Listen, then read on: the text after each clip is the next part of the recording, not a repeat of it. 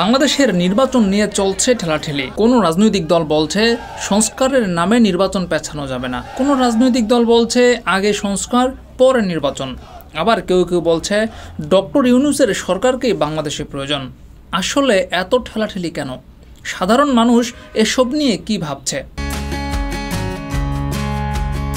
সামাজিক যোগাযোগ মাধ্যম কিংবা রাস্তার মোড়ে চায়ের দোকান, পাড়ার মাঠ কিংবা বন্ধুদের আড্ডা, সব জায়গাতেই এখন আলোচনার বিষয় বাংলাদেশের রাজনীতি। তরুণদের মধ্যে তৈরি হয়েছে রাজনৈতিক সচেতনতা।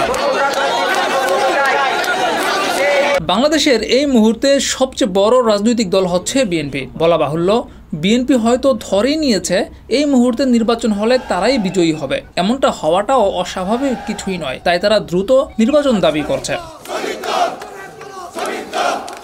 আওয়ামী লীগের সময়ে অনেক নির্যাতন, হত্যা, গুম, খুনের শিকার হয়েছে দলটির নেতাকর্মীরা। 16 বছর তারা ক্ষমতার বাইরে ছিল। স্বাভাবিকভাবেই তাদের যেহেতু এখন সম্ভাবনা তৈরি হয়েছে, তারা সেটা লুফে নিতেই চাইবে, এমনটাই ভাবছে সাধারণ মানুষদের একাংশ। অন্যান্য দলগুলোও জানে নির্বাচন হলে হয়তো বিএনপি জিতবে, তাই তারা কিছুটা সময় নিতে চাচ্ছে নিজেদের গুছানোর জন্য। সেজন্য তারা নির্বাচনের জন্য এত তাগিদ দিচ্ছে না অন্তর্বর্তীকালীন সরকারকে, এমনটাও ভাবছে জনগণ।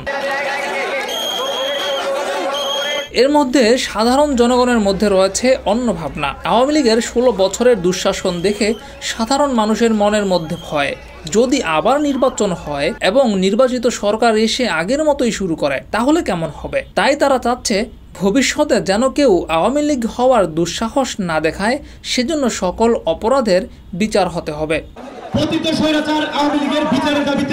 আওয়ামী লীগ এখন নেই, এখন কোনো রাজনৈতিক দল ক্ষমতায় নেই। তারপরও বিভিন্ন জায়গায় বিভিন্ন রাজনৈতিক দলের নেতাকর্মীদের বিরুদ্ধে অভিযোগ উঠে আসছে, সেজন্য মানুষের মনেও কাজ করছে ভয়। অন্যদিকে ডক্টর ইউনূস ক্ষমতায় আসার পর বাংলাদেশের সকল জায়গাতে নতুন জোয়ার এসেছে বলা যায়। বিদেশি বিনিয়োগকারীরা এসেছে, ভারত নির্ভরতা কমানো সহ এমন অনেক কাজ তিনি করেছেন যার মানুষের প্রশংসা করেছে। এসব কারণে সাধারণ জনগণের অনেকেই ডক্টর ইউনূসের সরকারকে আরও বেশ কিছু সময় ক্ষমতায় দেখতে চান। ডেস্ক রিপোর্ট, যুগের চিন্তা।